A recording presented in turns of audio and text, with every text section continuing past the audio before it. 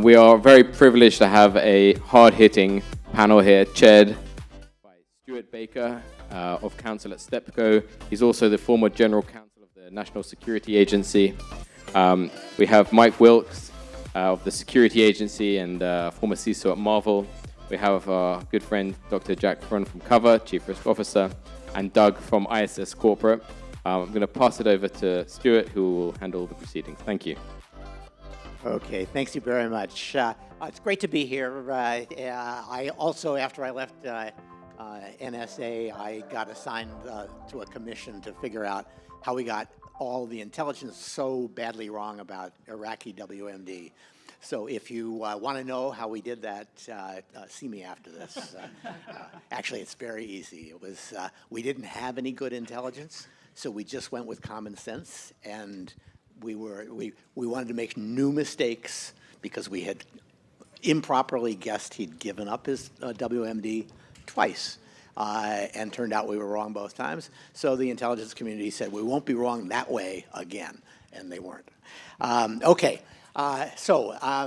Speaking of not wanting to repeat the same mistake, we've got a bunch of regulatory initiatives in which regulators are determined to make new mistakes and are, I think.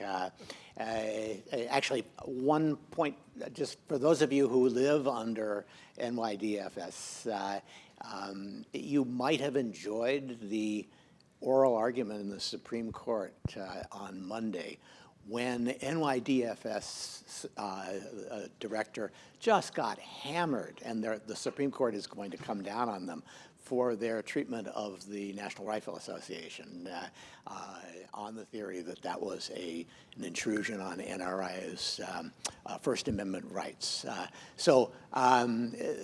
They are riding high now, but within 6 months they'll be reminded that there is judicial review of the things that they do, and that may be a useful thing. Okay, so let's start out by talking about what those rules actually require. I don't want to do an elaborate thing. We promised no PowerPoints. But Mike, can you just give us the high points of the things that are kind of most likely to disrupt the CISO's current plans that NYDFS wants? Sure. So I summarized the NYDFS. I joined a webinar that they did on Zoom, which had 1,000 people, and then they did it 3 more times. So there's a lot of interest, right? Because NYDFS regulated entities counts around 3,000 entities in total. The first one is MFA everywhere. So they no longer will be requiring just privileged users to have MFA. And this is a new requirement. It's not enforced yet because they want people to have time to roll out their MFA for everyone. I think that's great. I think the NYDFS is a bellwether regulator, meaning what they did in 2017, a lot of companies and regulators and organizations are just starting to catch up on. The other one I love is I imagine George Clooney chained at the ankle, escaping prison, right, and running across a cornfield. The CISO has to sign off with the highest ranking executive of the organization on the attestation of compliance as of April 15th for all of fiscal year 2023. So this is interesting, of course, because you can't throw the CISO under the bus without dragging the highest ranking executive officer under the bus as well. So yay, anti-cannon fodder regulation number 1. And then the other one was just breach reporting. So any signs of ransomware, 72 hours you have to report. And if you pay the ransom, which is often a publicly observable event because your name goes off of that dark web website, right? 24 hours. So breach payment notification to NYDFS, 24 hours, breach notification, 72 hours. So I think these are both fairly healthy, or all 3 are fairly healthy organizational improvements. Most of the large financial services entities, in the New York area, are already probably doing most of this, and so it's not a huge lift, I think. So let me ask a dumb question about multi-factor authentication. It's as though we waited to make sure that the hackers had a way around it before we decided to mandate it. Do you think Front door, back door, would, back door open. yeah, would it be better if they just said, hey, use passcodes? If they wanted to try to level up and endorse YubiKeys and Google's Titan keys and things like that, I think it would be great, because people are still, in the financial services industry, are still believing that SMS is a valid second factor. Oh, God. Even though PCI and NIST has deprecated it years ago.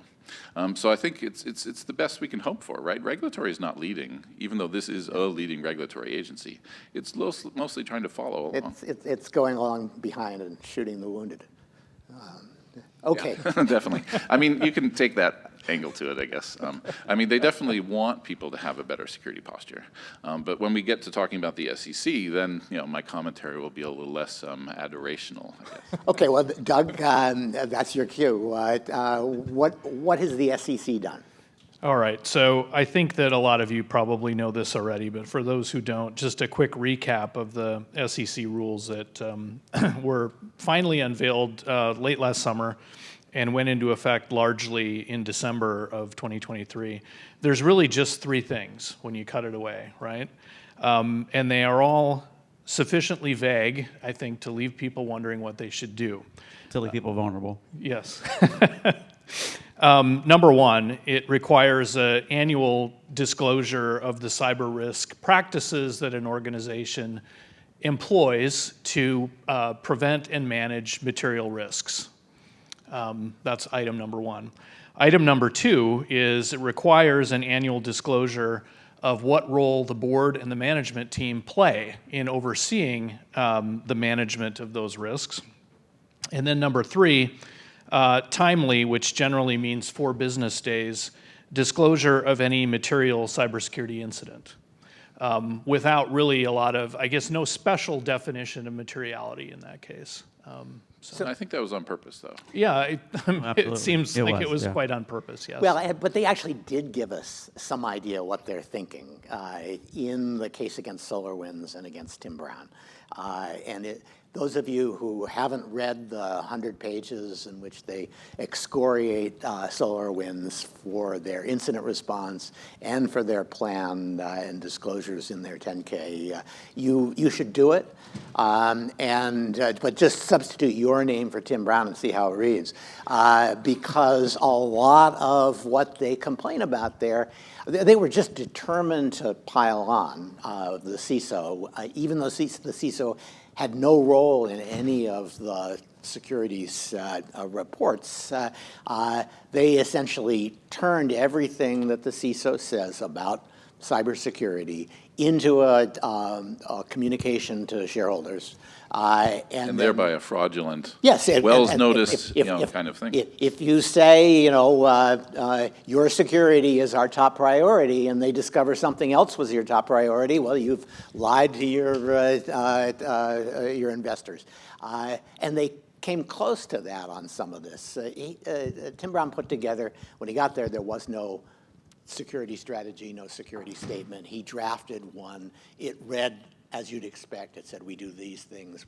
And they did most of them, and for some of it, it was more aspirational than actual.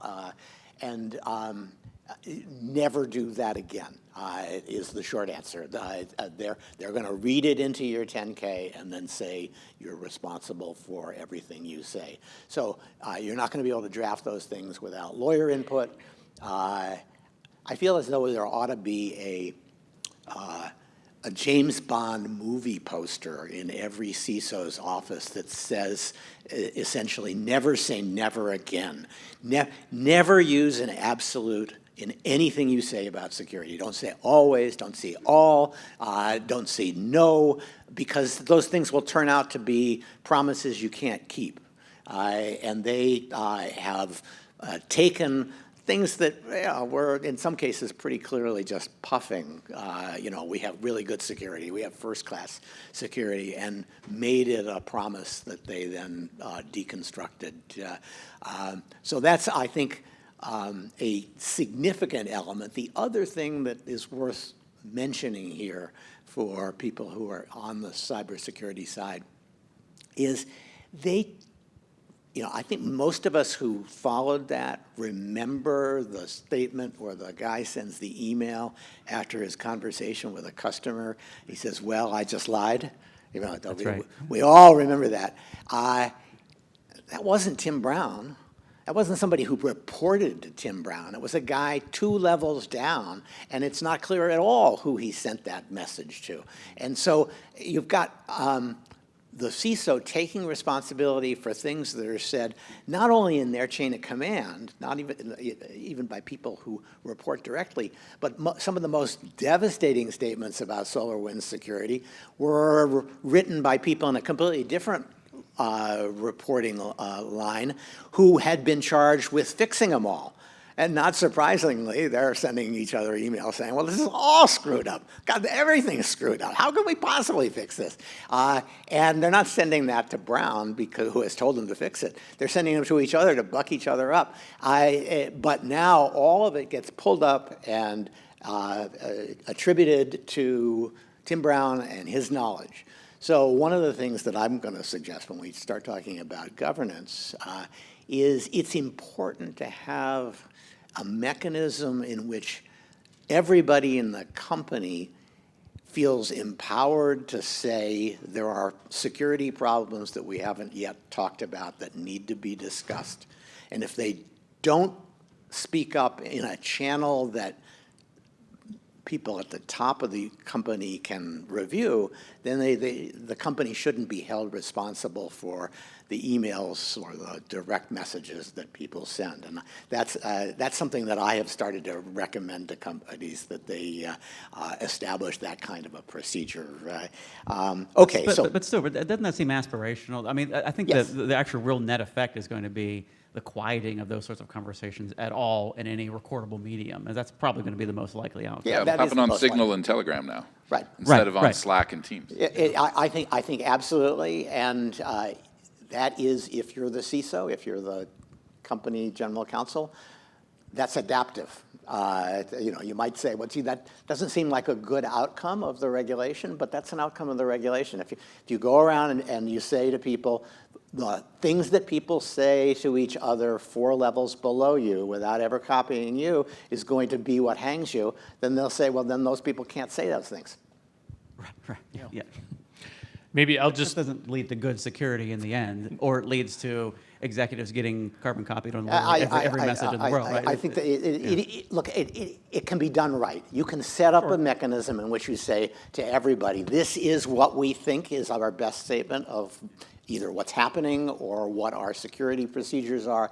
And if you think that it's not accurate, you need to report through this mechanism so that we can evaluate it. It's sort of like having a channel for just communicating about these particular topics. Yeah, that like has- if you do Foreign Corrupt Practices Act, you have opportunities for people to complain about practices anonymously if they wish, and those things become critical parts of your compliance plan. So you can do it. the Makes sense. cybersecurity whistleblower plan. Yes. yeah. One other thought, and I know we didn't necessarily come prepared to talk about this, but many of the people in here are going to have to worry about NYDFS. Most of us are going to have to worry about SEC, but there's another one coming down the pipe with NIS2.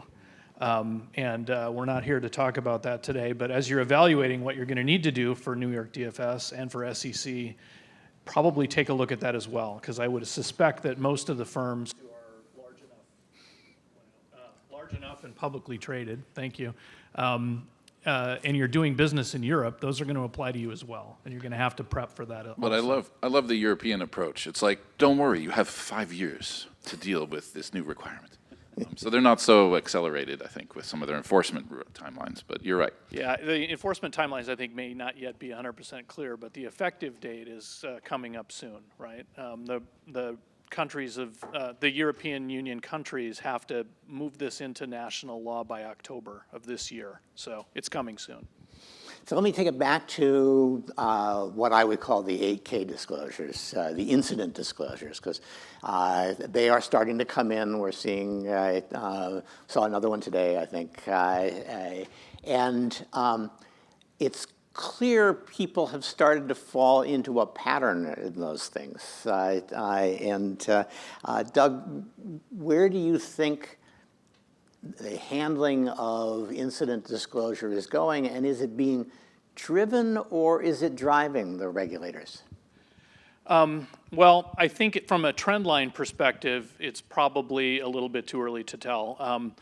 We at ISS, we're monitoring the disclosures as part of services that we provide, right? So we're looking at cyber disclosures as one category of disclosures that gets tracked for governance quality score, which some of you may be familiar with. So there's a number of different cyber risk categories that we look at and track and catalog. And there's a number of them that are more like than the 10K side, and there's some interesting trending there. I'll come back to that in a minute, but to stick with your question about the 8K incident disclosures, since the regs have gone into effect, it seems frothy, and call it frothy, right? Meaning people are over disclosing. It may be over disclosing. TMI. Yeah, it's TMI. And I think that may be driven, again, anecdotally, right? Partly out of fear of, geez, we don't know what this is yet, so we better disclose it because we don't quite understand what's material and the standards have not really been set. So disclose, disclose, disclose in order to avoid not having disclosed something. There may also be some strategy in that as well, right? Around if we tell you we've had a breach and we don't know what it is yet, and we tell you 6 more times as we kind of figure out what it is, you can blow up Edgar. The sting may Edgar come will out of fall it. over. Yeah, they have so many filings. Yeah, people will stop caring, right? You drown them in the noise and they will miss the substance. But this is something that is being tracked, right, as we see these come through. We've actually seen, getting back to the broader disclosure question over the last 3 years, because there's been a lot of anticipation of these regs coming, right? The SEC's been signaling these for a long time. So we've seen incident disclosure in SEC filings as opposed to some of the other frameworks for disclosure. Incident disclosures in SEC filings have tripled since 2021. Incidents have not tripled since 2021, right? But incident disclosures in SEC filings have tripled since 2021 for S&P 500 firms. So it's having an effect.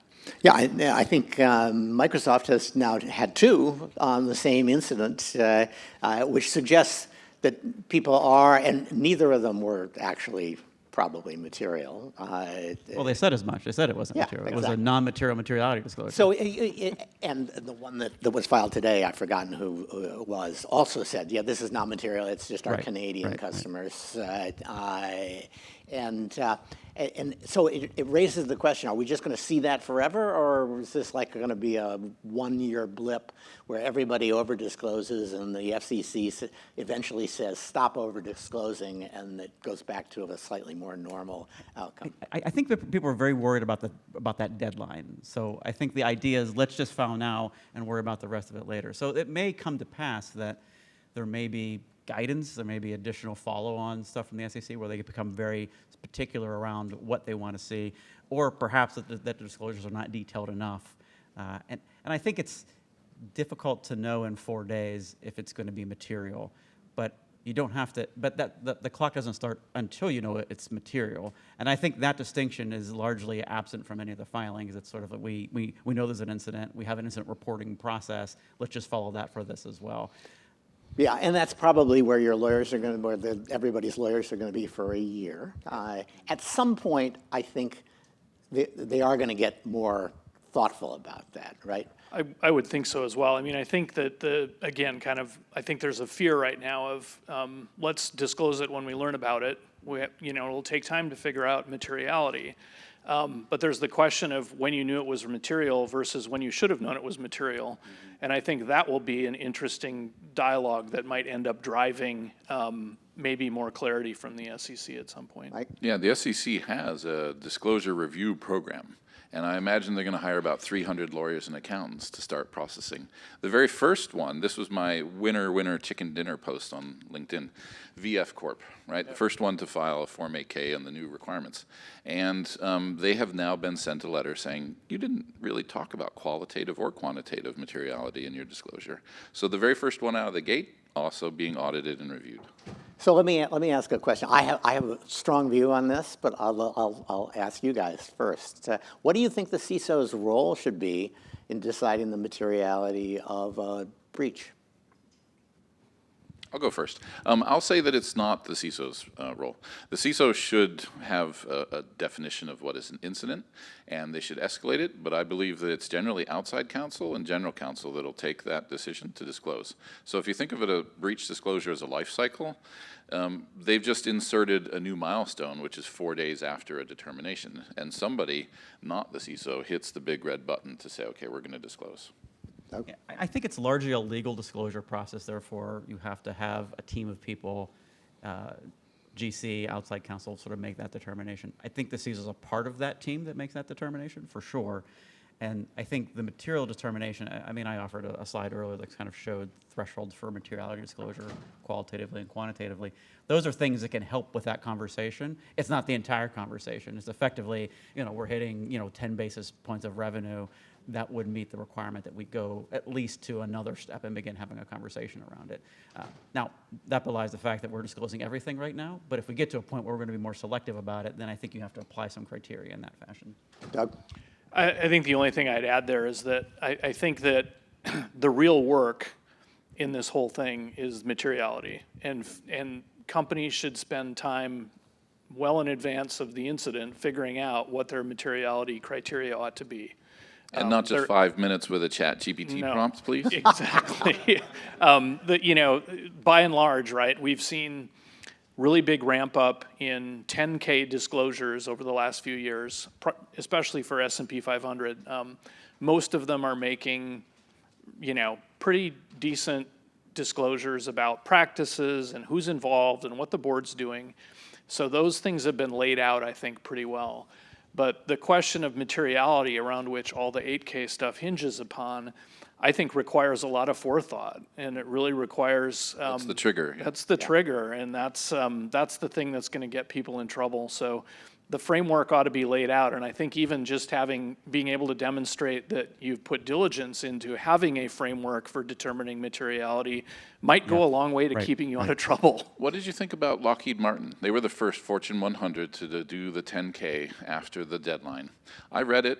I think it was good, but it was probably the exact same thing they published last year, because they're like a security company, and they're like a defense industrial-based company. So clearly they have a bunch of stuff in place, right? I didn't read it myself, so I'll not comment on that one. But I do think, in general, right, that a lot of the 10K disclosures that companies were putting forward prior to the regs going into effect, you're going to see a lot of those just repeated or slightly tweaked or expanded upon, because some of them were pretty decent. Yeah, although, the SolarWinds 10K was fine, right? It said bad things could happen and we could really be hurting and our customers could be hurting. And the SEC just said, well, this is ridiculous. You could say this every year and it would say the same thing. It just tells us you've got risks. And so they wanted more, but they weren't very clear what more they wanted. When they dug into it, they said, well, look at, you tell us that you're compliant with the NIST cybersecurity framework, but that just means you actually dusted it off and walked through it and said, how are we doing on this, how are we doing on that?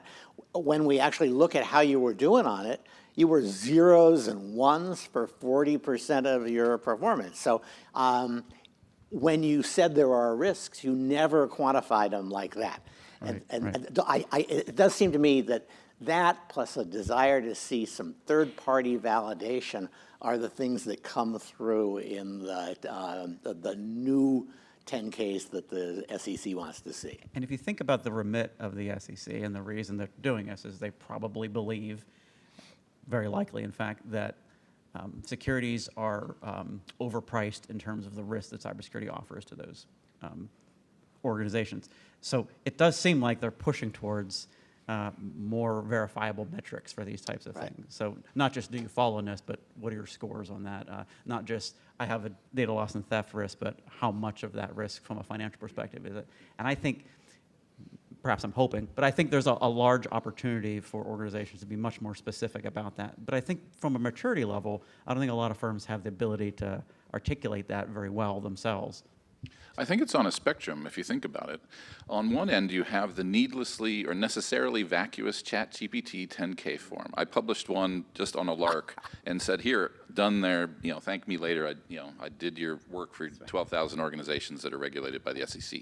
Because I just wanted to pop out, the very first. And the prompt was, assume the persona of a conservative lawyer and write a 10K to the SEC. So that's up on my post if you want to download it and copy it. But on the other end of the spectrum, you're not publishing your corporate risk register. Right. And so it has to be somewhere in between. It can't right? be a roadmap to export. Yeah, exactly. And so I often think the SEC's language in their complaint against Tim Brown was expecting him to be like in a priest's confessional, saying, I took the Lord's name in vain 3 times yesterday, and I coveted their Bugatti, right? I mean, that's not what you expect, right, from someone's disclosure and privacy statement on their website. Well, they have a regulator's version of the 10Ks that we all write, in which they said, now, of course, we don't want you to disclose anything that would help the bad guys. You just need to disclose a lot more. The contradiction from that, they never actually address. I do think, if you went through and said, here are the places we got really low scores on the cybersecurity framework, it would be a tell for attackers. Can I tell my gap joke now? Yes, please. Okay, so in accounting, There aren't that many. you have IXBRL, right? Inline XBRL to quantify shares and EBITDA and all these other financial services, because you have GAAP, generally accepted accounting principles. We do not have GASP, generally accepted security principles. And so how can you possibly, because this is the next year's requirement for this December, is to start tagging your Form 10Ks with quantifiable numbers. And I'm like, people are barely putting a number into it. MGM put in, okay, $100 million. Right, they did, But yeah. great, you can tag that, but what was that? Was that in first year cost? Was that in, there's all sorts of ambiguities from a well-intentioned, make the market smarter kind of direction for the SEC.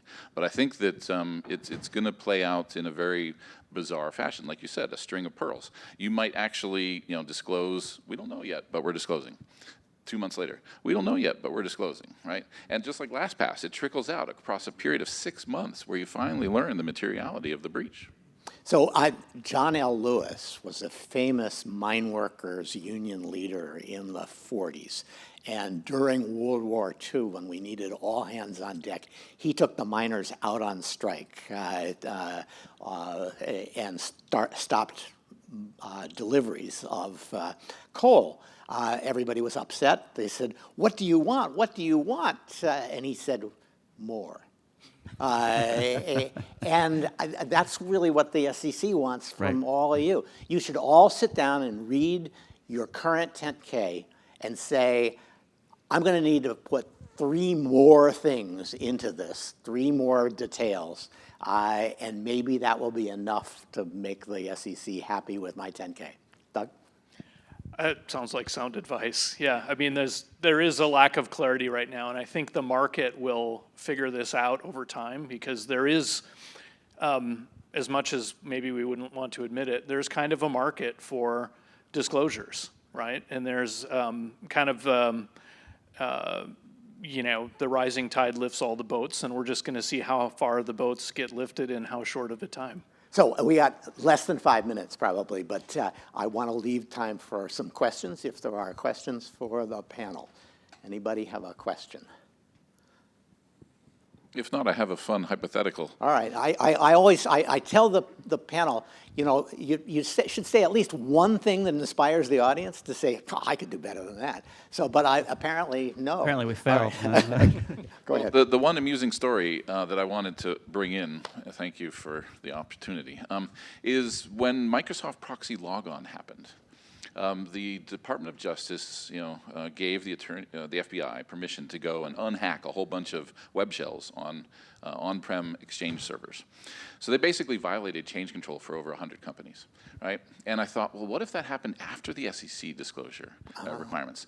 You would have to file a disclosure saying the threat actor was APT0, aka the FBI, and that the FBI ought to provide the timeline and the materiality for you because they're the ones that breach those 100 companies. I believe that a conservative ChatGPT lawyer would advise you to disclose that. It's an interesting question, right? Because there's going to be some precedent breach like that because the FBI and the NSA do intend to do more disruption. for sure. Which is violation of corporate change control policy because even if the DOJ gave the FBI permission to unhack by using the vulnerability to remove the web shells and the remote access, it's still a change control violation. Okay, there we go. Listen, please join me in thanking a terrific panel. They did a great job. Thank you. Thank you.